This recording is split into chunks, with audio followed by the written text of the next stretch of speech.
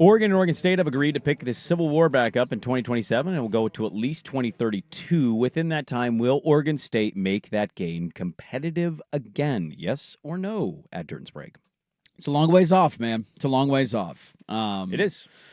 I don't. That could be year 2032. Could be year 3 for Dan Lanning at Alabama. Very well could be. It could be year 3 for him as the head coach of the Kansas City Chiefs. Nobody has any clue how this is all going to play out, right? Remarkable. So, yeah, I mean, the idea that Oregon State can never make it competitive again is ridiculous. Of course they can. Of course there will be years. Oregon will always dominate the rivalry, and they largely did for the last 25 years. No doubt. Like, you had that back and forth in the early 2000s where the home team won every year, and then once 2009 hit, it's been an incredibly one-sided rivalry for a very long time, and that's why 2016 was a big deal when Gary Anderson said, "Go Beavs, how about that?" Yeah, but that was 4-8 Beavs won. Hey, they're both 4-8. Sure, I'm not saying it was something, but I'm just like, that ended the streak. I think Oregon had won 8 in a row or 7 in a row or whatever the number was at that point, and then Oregon bounced back with a few more wins, and then Oregon State got them in the COVID year, and then they won in year 1 under Lanning with the 19 straight runs. But the game has largely been dominated by Oregon, and it will continue to do so.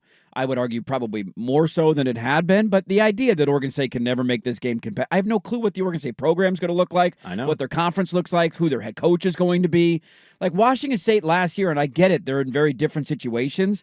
Washington State won the Apple Cup last year.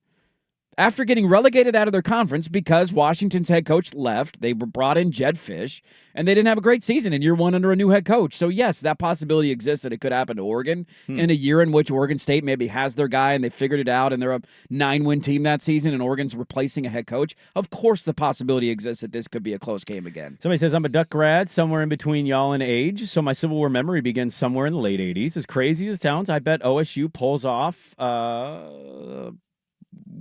Sorry, these texts.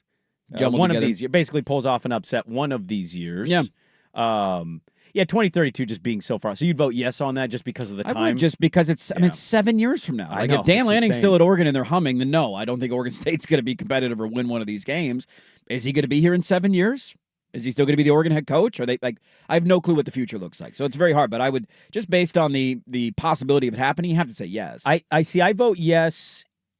I vote yes because I want to say at some point Oregon State wakes up and realizes their football program and their athletic department matters. Maybe the president should care about sports and the but she publicly does. Yeah. She does interviews and tells you how great it all is. She'll go on the CW and then give Scott Barnes an award the week after losing 45-14 to Well, he's Texas the Beaver Tech. champion, don't you know? He is the Beaver champion. Come that on. He is. How do you not give the Beaver champion award? He's got to win an award.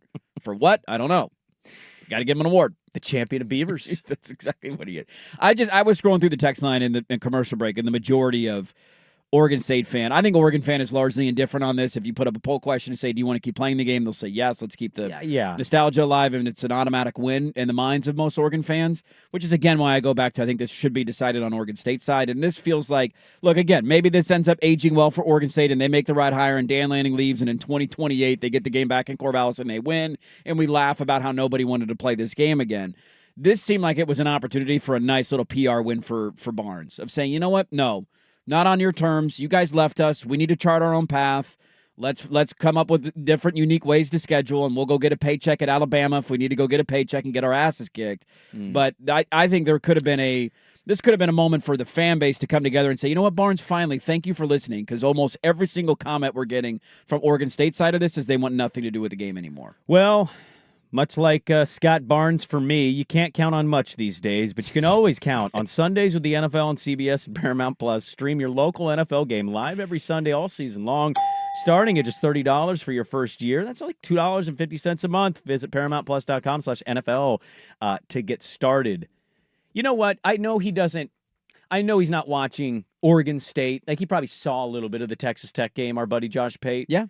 I want to get his read on teams in this situation. I'm going to ask Bill Riley about this because they had this with Utah State. The Utah State, they played Utah and Utah State played every year. And then Utah left the Mountain West. Well, didn't Utah and BYU go through a few years where they absolutely disappeared did, and then they came weren't back? Yeah. And now they're both in the Big 12 again, so they're going to play again. I think it's a protected rivalry in that conference, but this has happened many a time. And maybe over the it's years. a better question for Bill because he's the play-by-play guy of a program who's gone through this in two different. And now versions Utah of State it. is back in a more Pac-12, respected conference, I would say, than what the Mountain West was. It's a Right. better version of it. And they've played a couple of times in the last handful of years, but after 2012, I think was the last time it ended as a year in and year out thing, and they've only played twice since then.